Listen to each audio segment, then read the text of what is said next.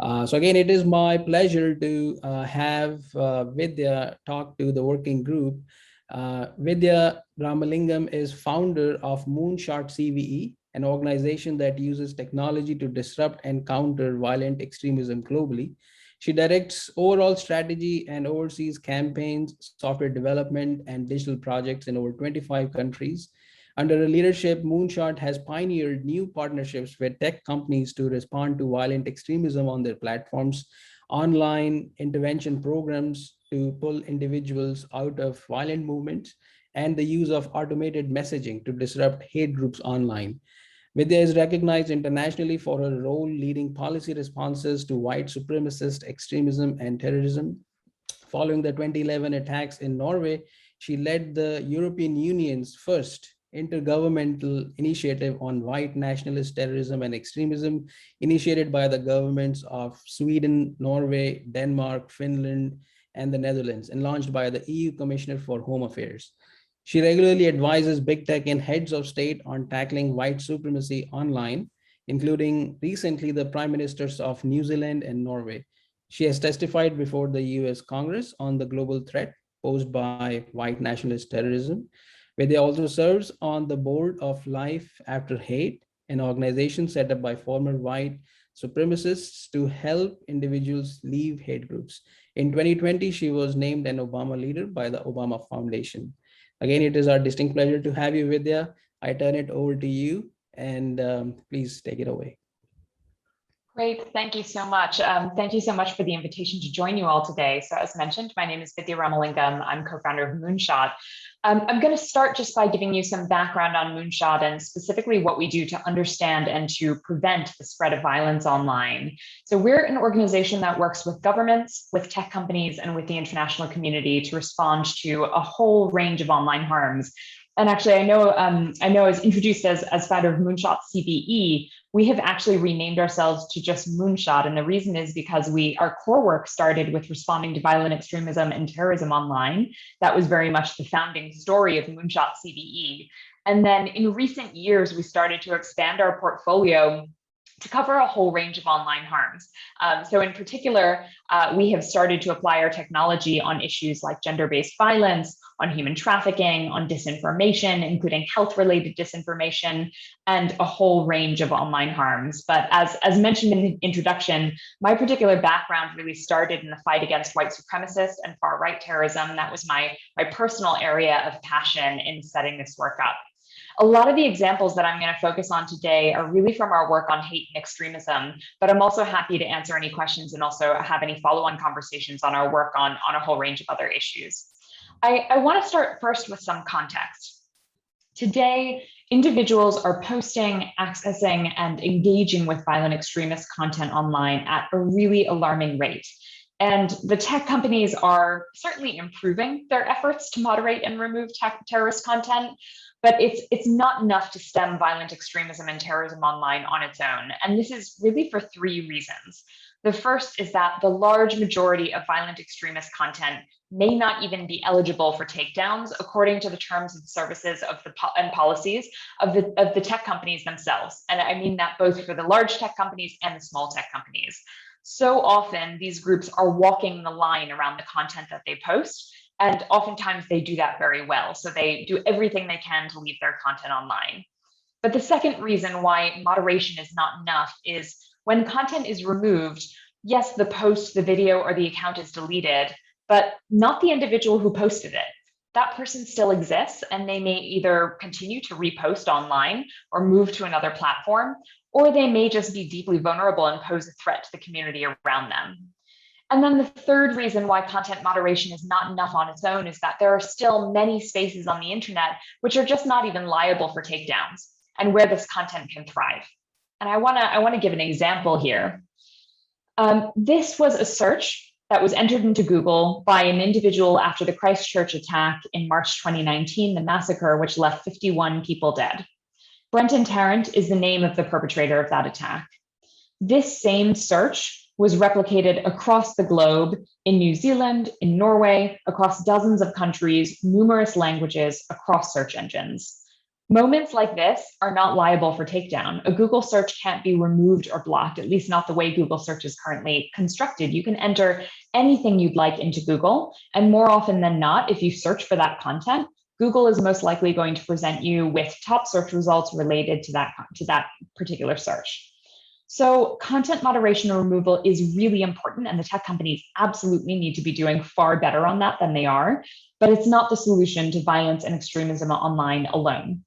So when we set up Moonshot, we set up with the intention to develop and use technology, which would both help us to understand the spread of violent extremism online, but also to use the internet to proactively reach people and to try and intervene. And I should say here, as is probably clear in the description of my background and experience, I'm not a technologist. Most of my career has been dedicated to the delivery of social work methods to pull people out of hate and of hate groups. And my work has always been based on the fundamental belief that change is possible, even for those that we may think are too far gone. And for me, the internet presents a great opportunity for us to interact with people and try and plant the seeds for that change. And that's what Moonshot aims to do.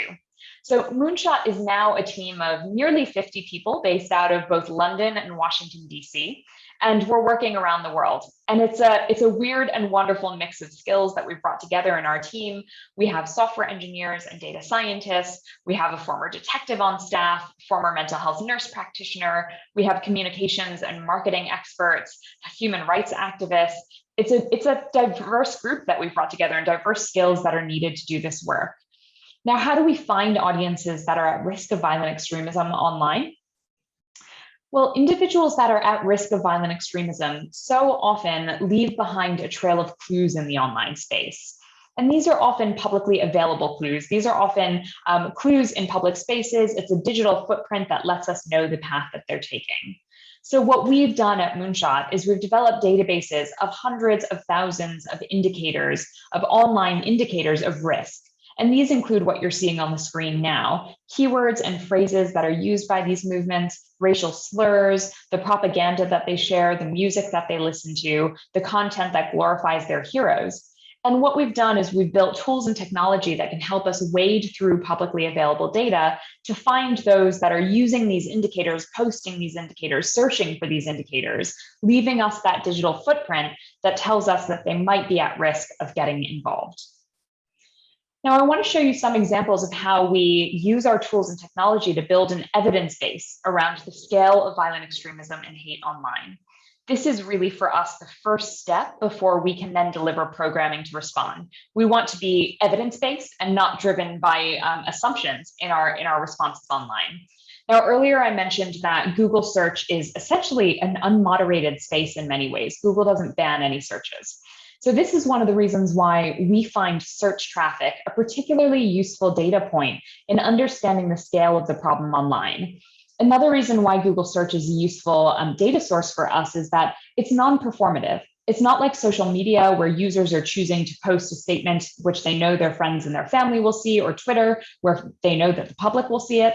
I think many of us tell our deepest, darkest secrets to Google. It's a space that we often turn to ask questions, and it's a space where, especially if there's social stigma, or if someone's aiming to do something which might be illegal, it's actually a particularly meaningful place for people to turn to use Google search to access information on that. So it's also a particularly useful source when we're trying to monitor extremism and hate and understand attempts to access this content across the country. What you're seeing on the screen now is a county-by-county breakdown of attempts to access far-right extremist, white supremacist hate content across the United States in 2019. And you can see some example search terms included in the top right corner there.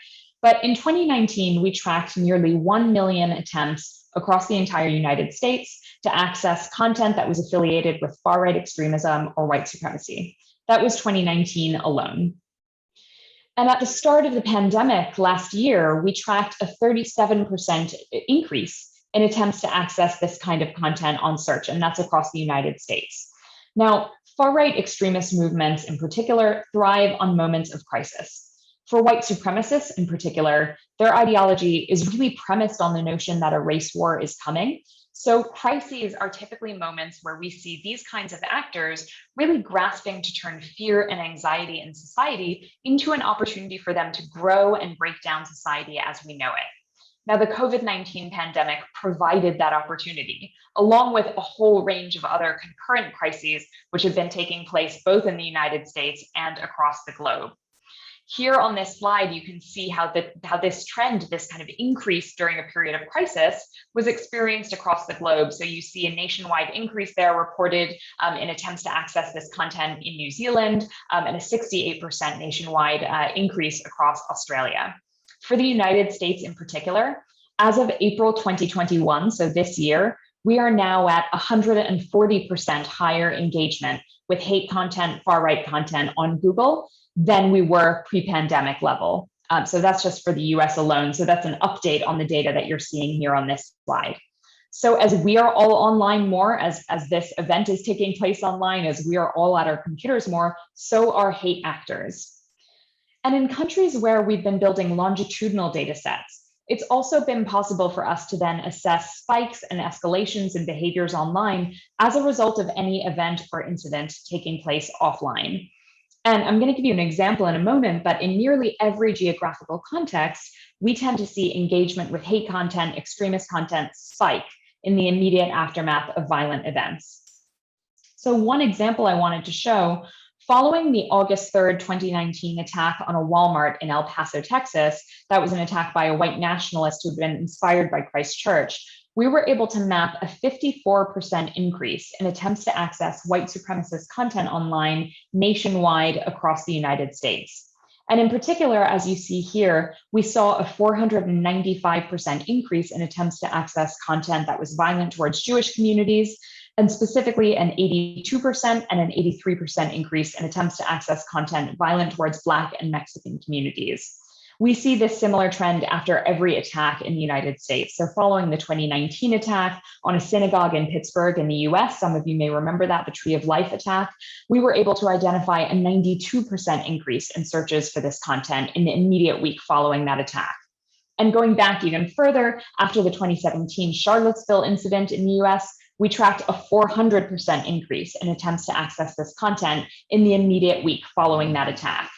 Most worryingly, we oftentimes don't see a return back to normal levels of engagement. I don't like using that term normal levels of engagement because this behavior shouldn't be normal, but we have been tracking this longitudinally, and what has been really worrying is when you see those spikes, we oftentimes just see a continual escalation in content. We haven't oftentimes returned back to that original baseline pre-event. In some cases, and we've been really monitoring this since 2015, in some cases we were seeing the baseline reset slightly higher year on year following every attack. The baseline for us now has been completely shifted as a result of COVID and disinformation efforts, and really just a kind of scale up of engagement with this sort of content across the US. Now, I want to move on to solutions. Once we find these audiences online, what do we actually do? What can we meaningfully do? How can we use that data to actually reach people who are at risk of violence and deliver prevention programs? Well, there are several tiers of programming that we use to reduce the risk posed by extremist and hate actors online. These are 4 options. And in the interest of time, I'm going to focus on the final 3 options here, because I specifically want to talk about how we reach out to audiences who are at risk and try and pull them away. I'm going to talk a little bit about what we're currently testing and what's working.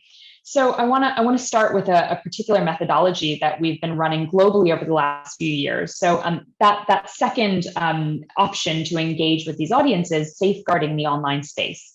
We run global prevention and safeguarding campaigns to reach users that are at risk of violent extremism, and specifically to offer them safer alternatives. Now, one example, we partnered with Google several years ago now, this was back in 2015, to repurpose advertising technology to reach violent extremists with content which discredits those ideologies and which would offer alternatives. So how does this work? Well, it's just as you see it on the screen. What we're doing is we're repurposing tools that were developed for commercial purposes, and we're trying to use them for social good. So if someone searches for neo-Nazi or white supremacist content, the very first piece of content that they would see would be a safer alternative. The aim here is to ensure that every person who is searching for hate content, regardless of their risk level, maybe they're just someone who's doing research on this, maybe they're someone who's genuinely looking into it to join, we want to make sure that every person searching for this is given the choice to consume safer content. And we ideally want to offer them alternatives that will keep them engaged, that will kind of plant those seeds of doubt, that will grant them the possibility for long-term change. We now deliver this method globally, with the main objective being to ensure that there's always that safer alternative available. And increasingly, when we're delivering these methods at scale, we not only want to connect users in with safer content, but we also want to connect them in with local services. So services that they can access and engage with, which might help them turn their lives around. And there are really learnings that come from decades of offline prevention and intervention models, which we're just simply applying online. So we're building off a very large evidence base here. And what we're doing is transitioning that or translating that into the online space. There's a huge raft of research from Scandinavia and Germany in particular, but from Europe really over the past decade that has evidenced the efficacy of one-to-one counseling and social work interventions with right-wing extremists in particular. There's also a growing evidence base around the efficacy of one-to-one counseling with potential Salafi jihadists, with individuals that have been getting involved in jihadist extremism. What we're doing is working to apply these same social work methods in the online space. And this can be done through offering these individuals psychosocial service content online. So maybe that's in the form of videos, manuals, self-help guides, but it can also be done through signposting them directly into a local service, such as an online or an offline chat with a counselor, or even a hotline to call. And we've even run programs in which social workers are directly reaching out to internet users and trying to start conversations with them. Now, in our global tests, we consistently find that far-right extremists are disproportionately likely to engage with offers of assistance when they're offered online.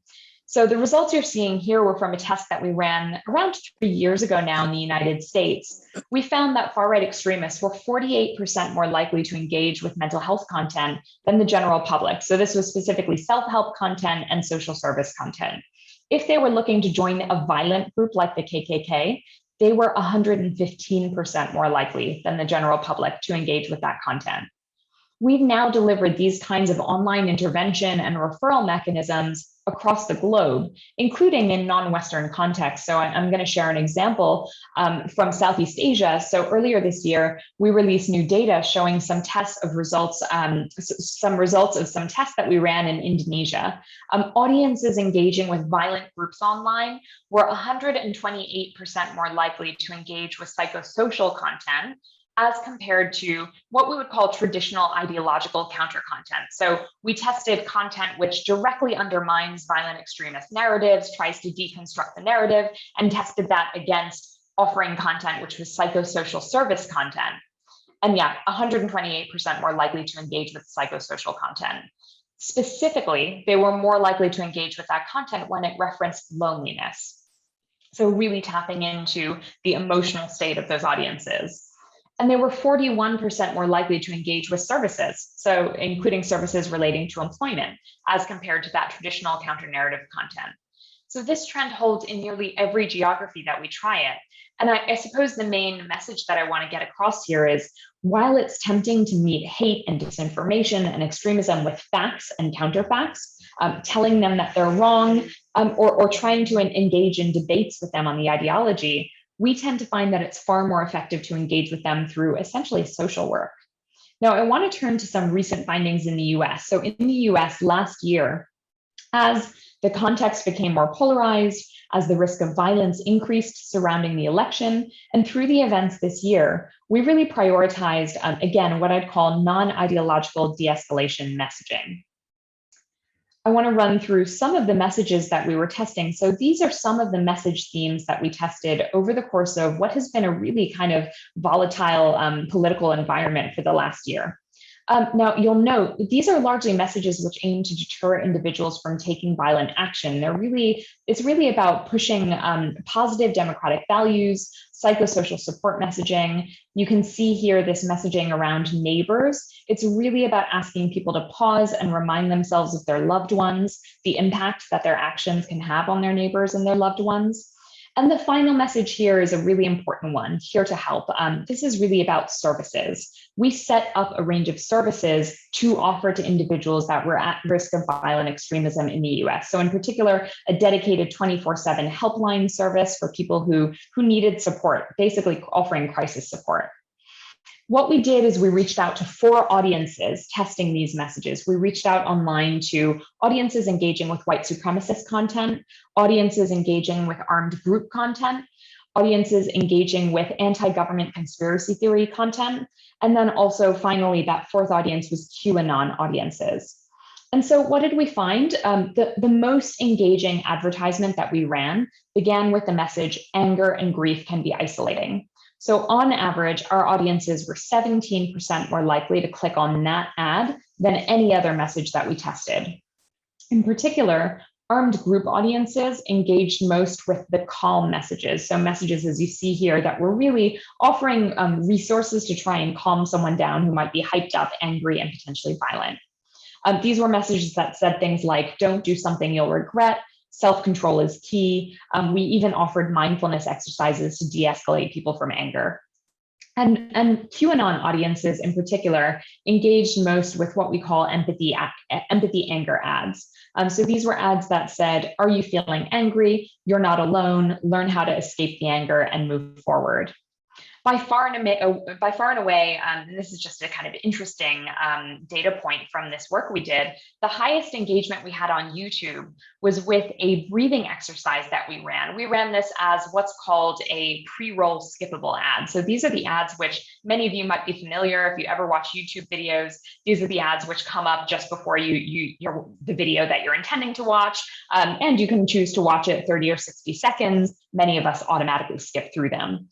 More than 500,000 times, someone who was seeking out this at-risk content, so white supremacist content, armed group content, conspiracy theory or QAnon content, more than 500,000 times, someone who was seeking out that content watched our breathing exercise all the way through. So a 60-second breathing exercise designed to take someone who's hyped up and angry and really root them and get them to kind of calm down.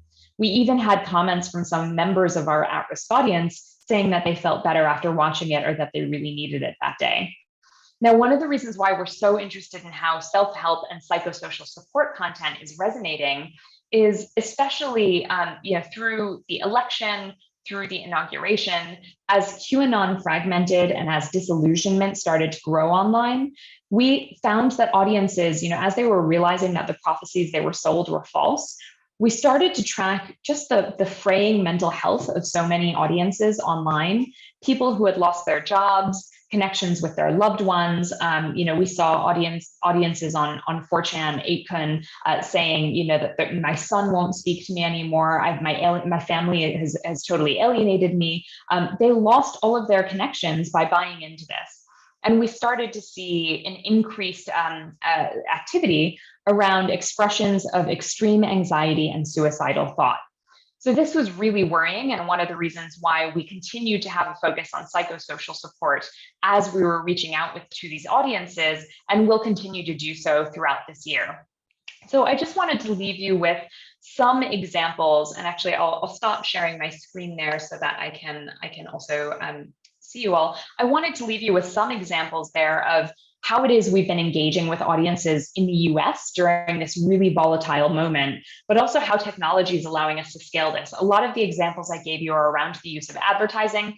Advertising and ad tech is a really important technology that we use to scale up messaging and to scale up personalized messaging to reach people who might be at risk of violence. But there are also other mechanisms that we use to try and reach out to people. The most important thing for us is how we can use technology to send really personalized messages out to people who might be in need of direct support and connect them in, link them in with ideally support that they can engage with in the real world.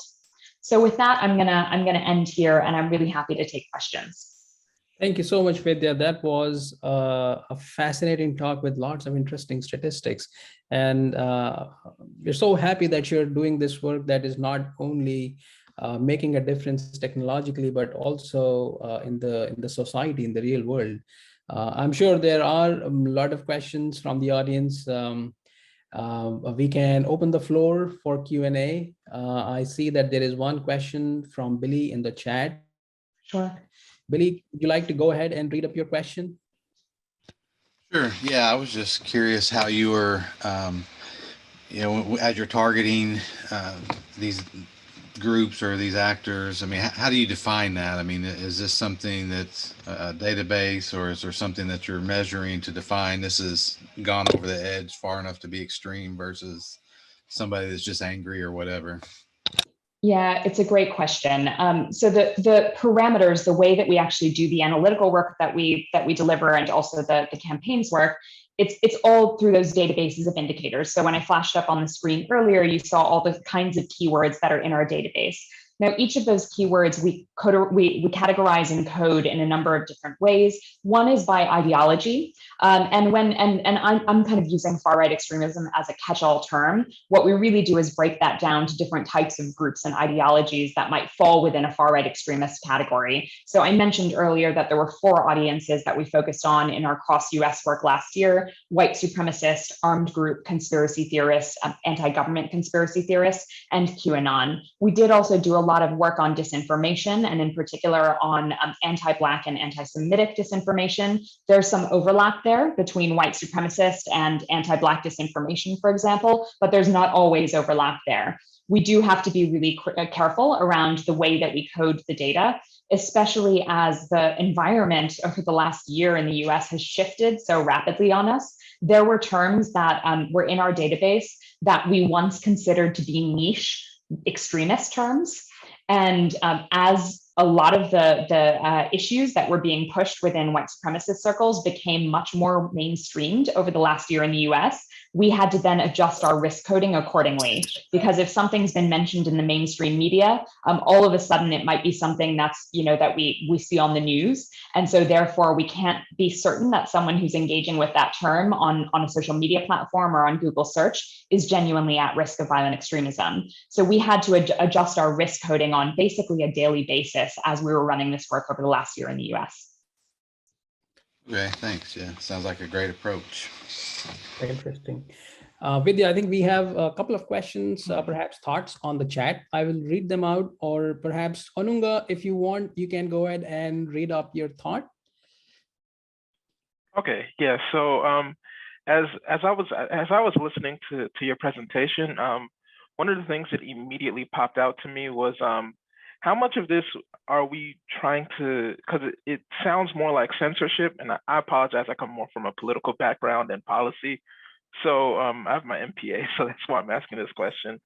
But the freedom of speech, how much does that really play a role into, people being able to post and say what they want online?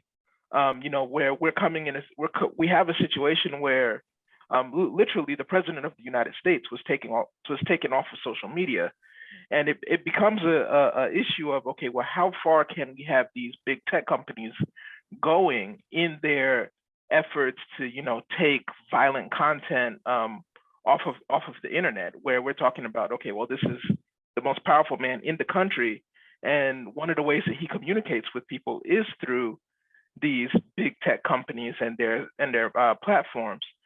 So how far can we really go, and how much are we willing to give the tech companies this power to limit the communication of the president? Yeah, it's a great question. And I really see us as being free speech activists as well as an organization. We don't really work on content moderation. That's not how we respond to these issues. What we are doing is basically trying to ensure that for anyone who is posting this content online, that there are safer alternatives available. So from our perspective, we just want to basically flood those spaces with safer alternatives. Now, I do believe that the tech companies do need to do more when it comes to content moderation, specifically on terrorist content. I think the Christchurch massacre was a huge learning moment for so many of the tech companies, just in terms of the scale of, for example, the video of that particular event, the scale at which that was spread, and so the pace at which it was spread. I think it was a huge learning curve for the tech companies. So I do think that moderation is important, but I agree with you. We do need to find ways to be dealing with, extremist thought. When it's not illegal, how do we ensure that we are still reaching out to those audiences and creating a meaningful opportunity to actually kind of bring people along in a peaceful and constructive way? Thank you. Follow up to that, Vidya, a lot of researchers like us work with social media data, and we often find things that we would like to report to the social media companies or a regulatory body who can take an action. In your experience, what advice would you give researchers like us and the larger community so that the best way to engage with social media companies to share the research findings and perhaps also assist them with policymaking? It's a great question, and I wish I could say that I had all the solutions around how to engage with the tech companies. I definitely don't. We're kind of learning as we go as well. I think when it comes to reporting content, and if you see things where you really just want to engage with the tech companies on it, unfortunately, the tech companies are huge machineries, right? They operate like governments. They're huge organizations. And so oftentimes, reporting via the platform doesn't necessarily get you where you need to go, especially if you're an expert on this and if you really have something that needs to be escalated. My greatest advice would be to really work to build up relationships with individuals that work inside the company, find your trusted contact, because that's going to be the most effective way to actually push something forward at a strategic level, or when your work is really underpinned by expertise and experience, and you're not just a member of the public who's flagging one thing. You're actually flagging something that's of strategic importance. I would really focus on finding your one person within the public policy team at the relevant tech company who you can build up that trusted relationship with. But we are still working ourselves on the best way to steer these big ships in the right direction. And I don't have all the solutions. I will report back as we learn along the way. Very well said. Thank you. We have a lot of discussion going on in the chat, so I'll start reading up one by one, and hopefully we'll respect time. Abiola has asked, is there also consideration for far left? Yeah, excellent question. And so we have been doing some research on this. We are hoping to publish some results on this later this year because we get this question a lot. Our initial assessment is that the scale and that the volume of engagement on the far left, and this is really looking at anarchist movements in particular, violent anarchist movements, we tend to find that the volume is far lower than on far right extremism. That said, we are looking to actually build a robust evidence base around that and put that in the public domain, because right now we don't have a publicly available reference point to push people towards. So we are working on that. I think if anyone looks at our website, you'll see that it's very heavily focused on far right extremism, and we do actually need to provide a little more balance on that. So we'll look to do that later this year. Perfect. We have another question on chat from Brian. With the gathered information data, what is or are the possibilities for predicting actions? So predictive modeling. Yeah, excellent question. Predictive modeling, this is the kind of golden question that I often get asked, because I obviously gave you some evidence that we can see offline events have an impact in the online space, but can we say that online activity will have an impact in the offline space? We are working towards developing an answer to this question.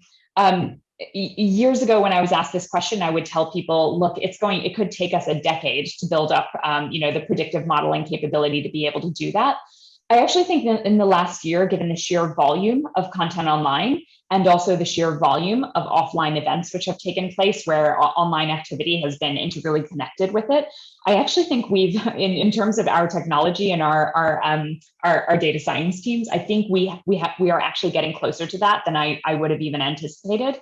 One thing that I will say is that we are finding that chatter in niche platforms like 4chan or on the dark web like 8kun from our initial assessments, those platforms are a much greater predictor of offline violence than Twitter, than the same content when it's shared on Twitter or on Facebook or the mainstream platforms. But that's just an initial highlight from some very early work we're doing to map online activity against real world events. Again, that's something to stay tuned. We should be publishing on something on this later this year or early next year. Awesome. I think there's a lot of information that we will be seeking from you after the presentation. Sure. So we have a hand raised by Ugur. Ugur, would you like to go ahead and ask your question, please? Sure, thank you. Thank you very much. And it was a great talk, actually. And I've been following your work for a few years now. And I remember that you were working with Google actually before. So I really like your work. So my question is, so in your key responses to the user behavior, leaning towards these extremist content, how do you measure the effectiveness of your key responses? So do you conduct some surveys with the users, randomly selected users, for example? And another question that I had was, so the desired harm that you showed in one of the slides, I believe it was related to the El Paso shooting event. And yeah, it was actually an offline event, I believe. And there were some, it was influenced by another event, like offline event, Christchurch shooting. And you were actually monitoring the desired harm conversations or the searches happening on Google search and influenced by those offline events as well. So my question is, how do you actually measure the desired harm? Because it is kind of very challenging task to do because mostly this is very ambiguous actually to measure and to detect. And how do you actually disambiguate these searches just to separate from truly desired harm and maybe false alarms? Yeah, good question. So on your first question around how to measure efficacy, the beauty of doing this work online is that there is a lot of data you can work with. If you're running advertising campaigns, just like commercial entities, Coca-Cola, Adidas, just like they track and measure the impact of and the actions that result from individuals clicking on their ads, we are also able to collect a limited amount of data around that. Now, that data is limited. It's just that, right? It's limited. When I mentioned earlier that we saw over 500,000 times that someone who was at risk, who was watching at-risk content, watched our breathing exercise all the way through, that for us was a bit of a breakthrough, simply because getting someone to watch an advertisement that's 30 seconds all the way through is actually a really tough thing to do, even in traditional marketing campaigns. So that felt like a breakthrough. But then the next question is, what impact did that have? If someone watched a breathing exercise, did that actually mean that they took a step back? Were they actually at risk of violence? Did this actually have any genuine impact, or was it just a 60-second video and then they went on to continue to watch extremist content? So there are limitations to the data that we can use if you're offering someone static content. If you're linking someone into a service, that's where it gets a lot more interesting, because then you can start to understand, well, what were those audience journeys like from an online and an interest in watching extremist content, clicking on an offer of a service? Did they actually then meaningfully engage with that service? The real challenge then is around data sharing, right? Because we want to ensure that that individual user journeys, that they're protected in terms of the data. If someone's moving into a social work kind of case management system, that data isn't going to be easily accessible to the organization that referred them through. So what we're working on now is working with academic partners in particular, who can provide that kind of third-party evaluation and assessment without any partner on either side having to share data in a way that would, go against our privacy standards for case management. But yeah, that's where it gets really interesting, is when you can kind of link in with offline services. And then your second question around desire to harm, that particular slide was tracking search keywords that fell within our category of desire to harm. So those were searches where someone entered into Google, I want to kill X group, or how to kill X group, how to hang X group, those sorts of keywords. So they were keywords where someone indicated an interest in harm or violence against a specific community. Now, how do you actually map those keywords against actual intent? That's, again, very difficult, and it gets back to that predictive modeling question. So we can't actually say that those individuals genuinely wanted to harm someone. We're just saying that they were seeking that content on Google. Thank you very much. Thank you, Vidhya. I think we have a question from Thomas, but Thomas, is your question answered based on the discussion we just had? Because I think you're asking about the outcomes of the Life After Hate program, and I believe Vidhya just responded to that. Let us know if you have any follow-up question. And we also have a message from Sheikh. Menuddin, could you go ahead and ask your question? Sure, sir. So I've got like a couple of questions there. How many search engines are you guys tracking? Are they being tracked only when the event happen, or they're being tracked like throughout the year? And the second question is, sorry. The second question is that what are the challenges you guys get when you present the counter narratives, when you see, a lot of extreme messages or extreme searches being going on? So what are the challenges you get? So for your first question around how many searches, so we have in our database hundreds of thousands of keyword strings, basically, which we can monitor and check, and which we can also reach through campaigns. If we set out to track a certain set of searches, then we'll be able to gather that data. We can't retrospectively gather that data. So, for example, with the question around far left extremism, when we set out to track far left extremism, we'll then have access to that data. We wouldn't be able to go back historically and look at all of the far left searches which took place in 2019 and benchmark them against far right extremism. So we have to do kind of dedicated data gathering. And then in terms of challenges, did you mean? I want to make sure I answer your question correctly. Did you mean how when we are engaging with extremist content, is that challenging for us on a personal level, or did you mean what challenges do we encounter when we're trying to engage someone? The second one, actually. It's like when you're presenting your counter narratives, you will see the defensive mode going on the other side as well. So how do you counterattack that one? Yeah, we basically just test. We test so many different kinds of messages. Like I talked to you today about a lot of the non-ideological de-escalation messages that we're testing. We have also tested a lot of ideological messages, so messages that try and deconstruct the narrative, try and offer alternative messages to someone who might be searching for dehumanizing language. And we just continually test and then kind of refine and optimize our campaigns based on what's working the most. One thing we found in terms of ideological messaging throughout last year when we were doing work around anti-Semitic, violent anti-Semitic narratives, violent anti-Black narratives, we found that some of the most effective content was content which presented basically a debate where it was kind of two sides of an argument. It was about introducing empathy for someone who's on the other side of the argument. That was one of the most effective narratives that we tested. But yeah, we're just constantly testing, and then if something's not effective, we just stop trying it. Thank you very much. Thank you so much. And I think that is almost time for us. Vidhya, thank you so much again for being here and sharing your great work with us. I would also like to point the attention of the working group along with Vidhya to the workshop that we are doing, which aligns very well with this topic, which is called Deviance in Social Media. And this is co-located with IEEE Big Data Conference happening in December. I will be posting the link for the workshop if you're interested, and if you have your students working on this topic, please feel free to send us your studies papers. They will be published with IEEE publication banner. We also have a special issue following up that event. So there are many publication opportunities for the folks who are working in this topic. So thank you again, everyone, for joining this morning. It was a pleasure to hear from Vidya, and also everyone who participated and made this working group meeting very, very exciting.